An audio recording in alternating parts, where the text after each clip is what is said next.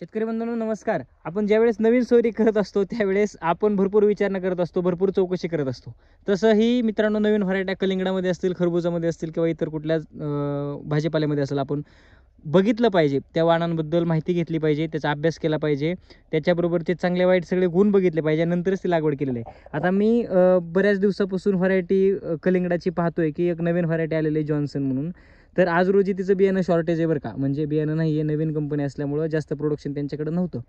पण प्रज्ञा सीड्स कंपनीची जालना ची एक व्हरायटी आहे, म्हणजे कंपनी आहे प्रज्ञा सीड्स जालना. तर त्यांची प्रज्ञा सीडवाल्यांची एक व्हरायटी आहे जॉन्सन म्हणून कलिंगडामध्ये.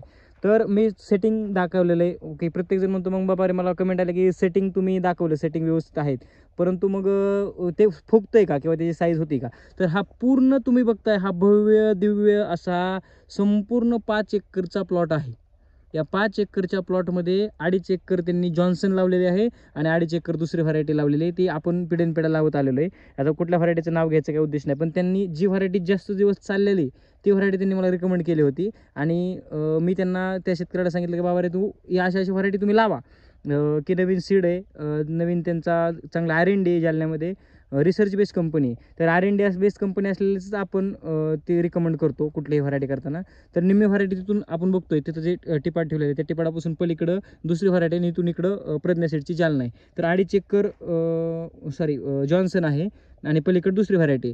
तर ही व्हरायटी आपण बघू शकतो. तर साईजच्या अवस्थेमध्ये प्लॉट आहे. आता ही बघा शकता तुम्ही, हा प्लॉट आता एक पाऊण किलोच्या आसपास माल झालेला आहे. बघा, हे पाऊण किलोच्या आसपासचा माल आहे. हे फळ आपण बघतोय, फळाला शक्यतो हात लावायचा नाही, पण आता मी दाखवतोय तुम्हाला. इथं बघा, ही आपण बघू शकतो, हे 1.25 किलोच्या आसपास किंवा 1.5-2 किलोच्या आसपास हे फळ आहे. इथे एक फळ आहे, इथे एक फळ आहे, इथे एक फळ आहे, इथे एक फळ आहे, हाताच्या अंतर इथे एक फळ आहे, इथे एक फळ आहे, इथे एक फळ आहे, इथं फळ आहे. हे जरा पुढचं शेंडे फळ आहे, त्यामुळे असं शेंडे फळ जास्त मित्रांनो ते असं लंबगोळ किंवा काय असं होऊ शकतं. आता इथं बघा, इथं एक फळ आहे, हे सेट झालेलं आहे. आता इथं बघा, इथं फळ आहेत, हे 1, 2 आणि अशी 3 ही फळं बघा. ह्या फळाची क्वालिटी पण बघा, एवढं फळ आहे. हे अळीचा थोडा प्रादुर्भाव झालेला आहे. आमुष आहे, आज रोजी तारीख आहे 8 फेब्रुवारी. तर आमुष आलेली त्याच्यामुळे अळीचा थोडासा प्रादुर्भाव झालेला आहे. इथं आपण बघू शकतो, हे फळ आहे, हे एवढं मोठं. तर हे अशी भरपूर सारी फळं आहेत. फ्रूट सेट चांगला झालेला आहे आणि रोगाला पण सहनशील व्हरायटी. म्हणजे तुम्ही ज्यावेळेस बघू शकता, इथं हे 2-2 फळं ज्यावेळेस सेट झालेली आहेत, एवढे लांब लांब आणि लंबगोळाकार फळ आहे.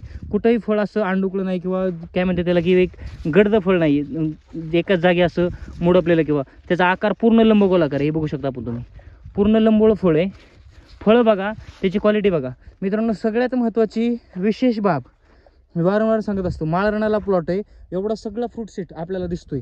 पण आज ही बघा, ही वेली आहे, ही वेली सुरुवात इथून झाली. ह्या वेलीची इथं लावलेली रोपं लावलेली त्यांनी, काहीतरी 15-15 हजार रोपं लावलेली त्यांनी 2.5 एकरात. तशी 30,000 रुपये. इथून वेली सुरू झाली, इथून ही वेली आली, तर इथं हिला लगेच फ्रूट सेट झालेला आहे. इथं दुसऱ्या ते तिसऱ्या म्हणजे एकाच जिथं बुंद आहे तिथं 3 फळं सेट झालेली मित्रांनो. इथं बघू शकता तुम्ही, 3 फळं एकाच वेळेला 2-2, 3-3 समान आकाराची फळं आहेत. मी काय म्हणतो की बाबा 3-3.5 किलो ॲव्हरेज जरी धरली आत्ताची फळं, म्हणजे इथं बघा, हे बघू शकतो, हे बघा, हे बघा, एकाच जागेवरती भरपूर फळं आहेत. म्हणजे 5-5, 6-6 फळं एकाच जागेवरती आहेत. भरपूर सेटिंग आहे. तुम्ही हा प्लॉट जर बघायचा असेल तुम्हाला, तर सुभाष कोपनर म्हणून आहेत आमचे राक्षसवाडीचे शेतकरी, आणि त्यांचे कृषी सेवा केंद्र पण आहे भावाचं त्यांच्या, सुदर्शन कोपनर म्हणून मकाई कारखान्यावरती.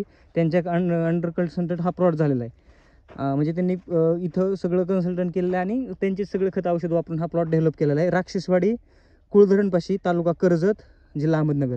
ॲट पोस्ट राक्षसवाडी, तालुका कर्जत, जिल्हा अहमदनगर, अशा ठिकाणी हा प्लॉट आहे. ही बघू शकता, एवढी साईज झालेली. एक थोडंसं हे कचरीमध्ये माल जाणार, हा काही साईज करणार नाही. हा दुसरं फळ आहे इथं.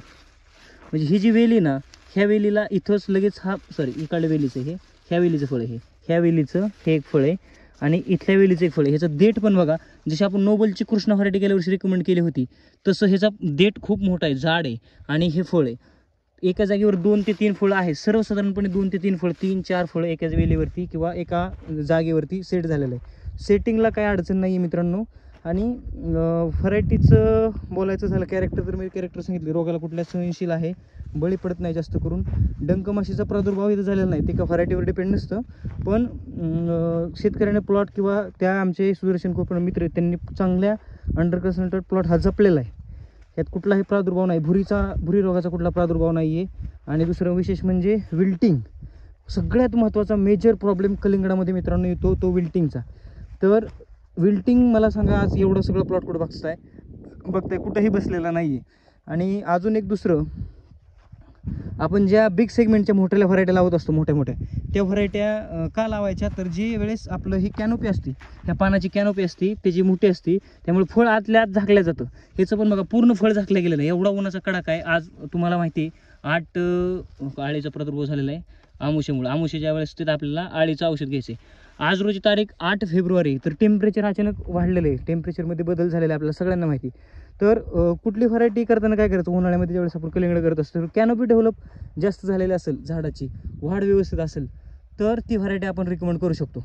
पण आता काही व्हरायटी काय करतात, म्हणजे काही कंपनी प्रतिनिधी काय सांगतात की बाबा तुम्ही दाट व्हरायटी लागवड करा आणि मग त्याची कॅनोपी डेव्हलप होईल, म्हणजे ज्याची पानं लहान असतात त्याची दाट लागवड केली तरी चालते. आता ह्या दोन्ही बेडचं अंतर सर्वसाधारणपणे माझ्या हिशोबाने एक 6.5 फूट आहे, आणि त्यांना मी सांगितलं होतं 6.5 फुटावर बेड काढा. 6.5 बाय 6 त्यांनी व्हरायटी लावलेली आहे, म्हणजे 2.5 एकरात काहीतरी 15,000च्या आसपास रोपं त्यांनी बसवलं. त्यानुसार तुम्ही कॅल्क्युलेशन करा. आणि जिथं बघाल तिथं आपल्याला फळं दिसतात. ते बघा इथं, बघा इथं 1 2 3 फळ आहेत, इथं 3, इथं 4थं फळ, हे पण मोठे बघा, हे चांगलं झालं फळ इथं बघा. आणि हे एक फळ बघा, हे सर्वसाधारण 2.5 ते 3 किलोचं फळ आहे. इथं आपण लहान बघितलं, ह्याचा देठ पण चांगला आहे. आता इथं देठात पण काही ठिकाणी आळी गेलेली बघा, आळी भरपूर आहे, शेंड्यात पण आळीचा प्रादुर्भाव झालेला आहे. तर आमुष्याच्या वेळेस येईल मित्रांनो, त्यावेळेस आपण आळीचा फवारा घ्यायला सांगत असतो. इथं एक फळ आहे, हे एक फळ आहे, हे एक फळ आहे, इथं एक फळ आहे, हे परत इथे एक फळ आहे, इथे एक फळ आहे, इथे एक फळ आहे, आणि इथे एक फळ आहे. तुम्ही बघू शकता. आणि बरेच जण विचारतात आहे मला की बाबा इतकी फळं लागतात, इतकं सेटिंग होते, ते चांगलेच आहे का? तर चांगले, काही अडचण नाही. तुमचा ॲव्हरेज माल 3-3.5 किलो निघला ना तरी सफिशियंट राहतो. एका वेळेला समजा 3 फळं लागली किंवा 3 ते 4 फळं लागली, तरी समजा 3च धरायची, की 3 किलो भरलं तरी 9 किलो भरतं. एखाद्या वेळेला कमी निघू शकतो, एखाद्या वेळेला जास्त निघू शकतो. म्हणजे एक वेळी की 8-9 किलो इतकं माल देत नाही, 7-8 किलोच्या आसपास माल देत असते कुठलीही वेळी. म्हणजे 2 चांगले माल निघले 4-4 किलोचे, तरी एखादा 1 किलोचं निघू शकतं, ते म्हणजे कचरीमध्ये जाऊ शकतं.